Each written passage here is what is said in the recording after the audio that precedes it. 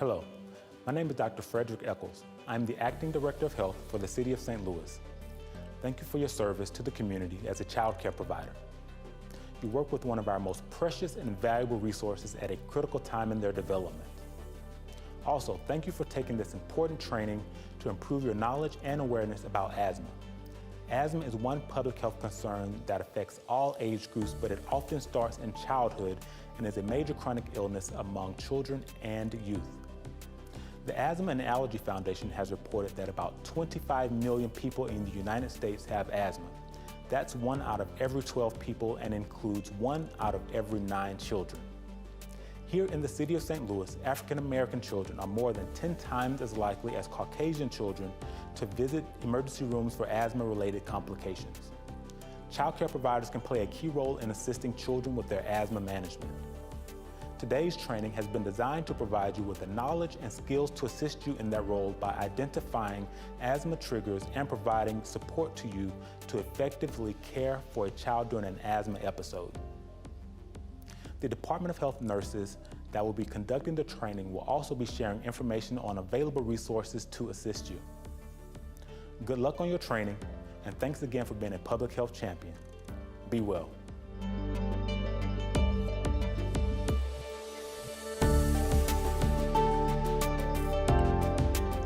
Hi everyone, I'm Reagan Nelson. I'm the Program Director with the Asthma and Allergy Foundation here in St. Louis.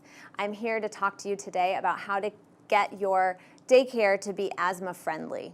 You might know that asthma is a huge problem in our area. 1 in 5 kids in pockets of St. Louis have asthma, and it's the #1 reason why kids are hospitalized in the state of Missouri. So how do you become asthma friendly? There's 3 main things that need to happen. 1, you can understand the signs and symptoms of asthma. Learn how to use the devices to administer that medicine to the kids, and then focus on having all of your kids have asthma action plans. So let's first start with signs and symptoms. Asthma is a chronic disease of the lungs, which means you always have it. So when asthma is starting to get worse, some of those signs are coughing, which is one of the #1 signs of asthma, wheezing, which not all asthma kids wheeze, but wheezing, shortness of breath, chest tightness, excessive fatigue. So kids by nature should be able to run and play. But if they're having excessive fatigue, that could be a sign that their asthma is getting worse. What to look for when there are emergency symptoms. That is when kids aren't able to talk in full and complete sentences, if they have very rapid, shallow breathing, if they might have hunched over posture while they're trying to breathe, and then anytime they have blue lips or fingernails, it means that they're not getting oxygen to their extremities and it's an asthma emergency. And the next step is to consult that asthma action plan. The way we manage asthma is to have asthma control. Asthma control is the goal. And how do we get asthma control? There's 2 ways we get it. 1, we take the medicines that we need to make our asthma better. And 2, we control the triggers that are causing our asthma to get worse.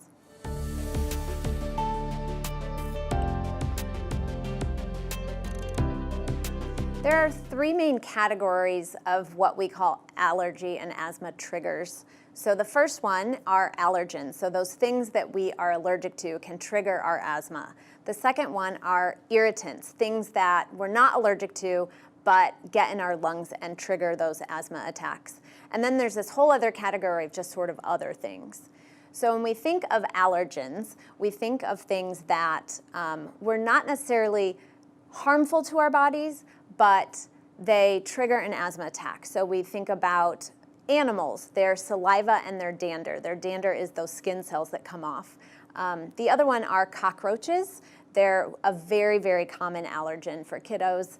The #1 thing that people are allergic to are dust mites. So anywhere we see dust, there will be dust mites. So it's a matter of getting rid of the dust wherever possible. Mold is another very common allergen that's in the air. Mold comes about where there's water, so getting rid of standing water will help reduce mold. Pollen is a very common allergen when you think of seasonal allergies that happen. Pollen is usually higher in the morning and the mid-morning, so it's best if you have a kiddo with allergies to pollen that they don't go out during that time.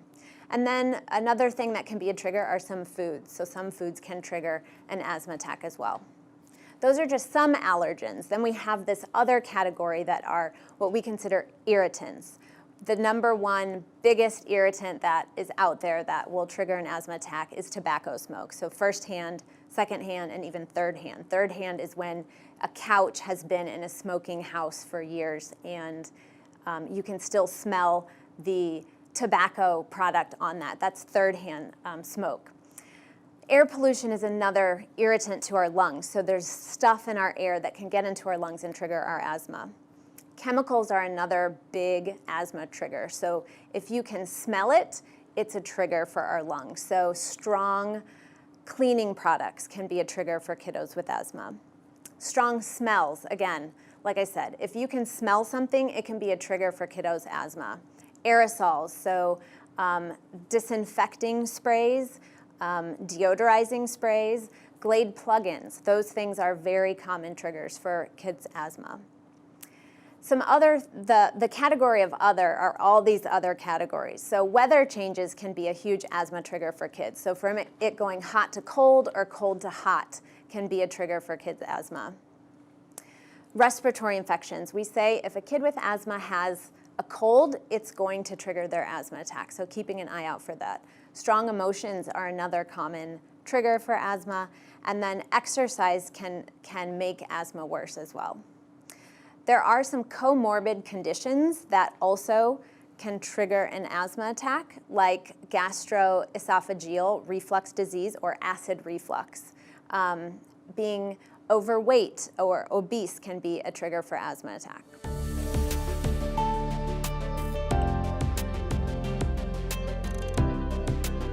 So now that we know things that can trigger asthma, let's talk about the different devices that we use with our medicines. So the most common thing you will see with asthma is a metered dose inhaler.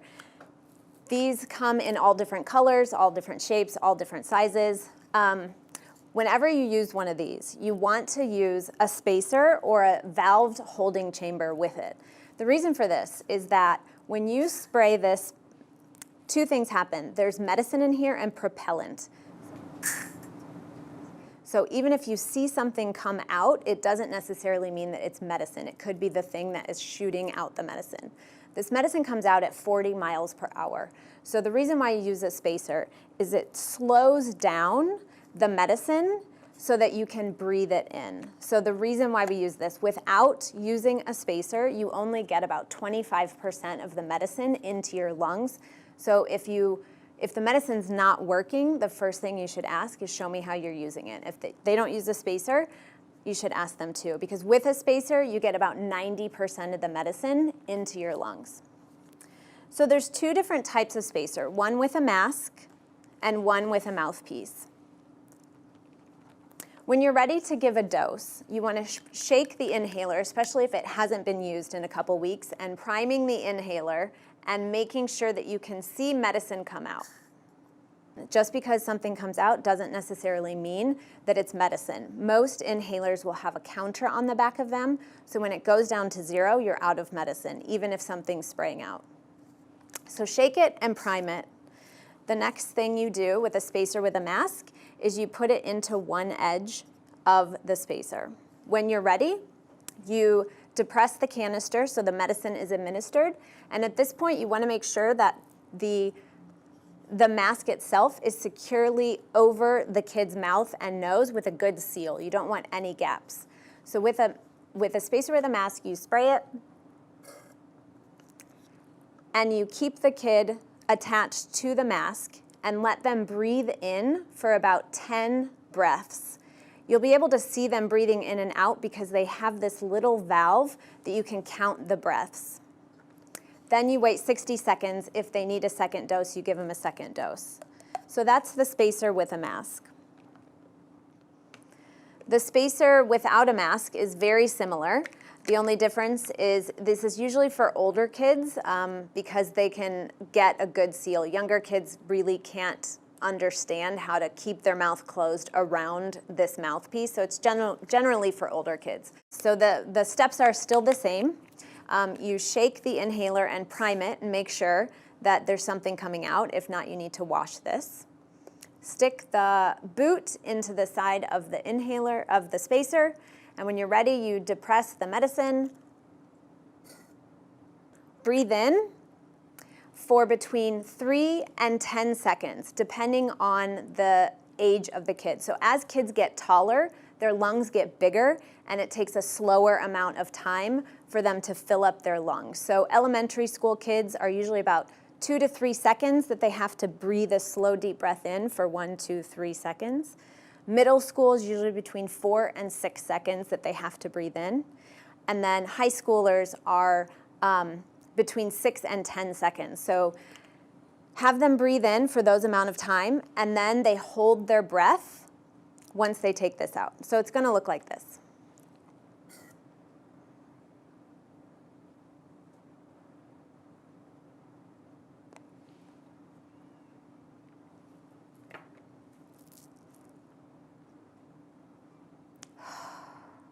Then wait 60 seconds if you need a second dose. So those are the two most common, the only two spacers out there. The third way to administer medicine in a liquid form is through a nebulizer machine. So the nebulizer machine looks like this, some version of this. This is the compressor, which is the power. Then you have the cup, you have the tube that attaches to the compressor. You have the cup that you put the medicine in. So the medicine will come in small vials. You break the top off, put the vial of medicine in here, put the lid back on, and then for kiddos, it will have a mask. So when you're ready, you just turn on the air compressor. It will make a loud noise. You put the mask around the kid's face and make sure that they have a good seal, and they just breathe for 10 minutes. Somewhere along the way, you'll want to flick where the medicine in so it doesn't get clogged.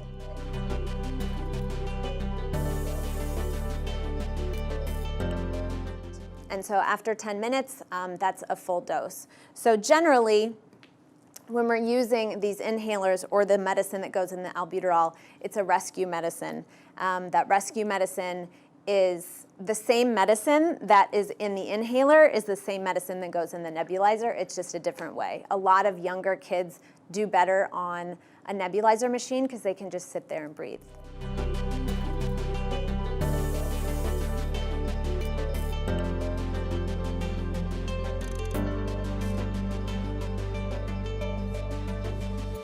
The final component to having an asthma-friendly daycare is requiring that all kids with asthma have an asthma action plan. It's an individualized plan that each kid has that's created with the parents and the healthcare provider to map out what the specific things are to keep that kid safe in a daycare setting. There are major components of an asthma action plan. The triggers for that kid, the medicines, where they're kept and how much to give them, that kid's specific symptoms, emergency numbers, and peak flow readings. Peak flow, if you have it in your daycare, it's a lung function reading that's sort of like a thermometer is to tell you the temperature for their kids. It tells where their lungs are in that moment. Every asthma action plan has all of those components. The other component the asthma action plan has is green zone, yellow zone, red zone. So the green zone is where everything's going okay. There are no signs or symptoms. It tells you what medicines they should be taking on a daily basis, what their peak flow readings are when they're in the green zone. They don't have any symptoms, no nighttime awakenings, no symptoms. The yellow zone is where you have to require action. Yellow is when asthma's getting worse. You might have symptoms like wheezing or coughing. You consult the asthma action plan to determine what medicines you need to introduce to keep that kiddo safe. The red zone is where it's an asthma emergency that lists, it takes the guesswork out of what needs to happen. It's when you start to have that deep, that shallow breathing where they're hunched over and they can't breathe. It's the place where you have to call 911 and what medicines that you can give the kiddo while you're waiting for emergency response. It's absolutely imperative that kiddos have an asthma action plan in the daycare setting so that they can be safe and be learning with you.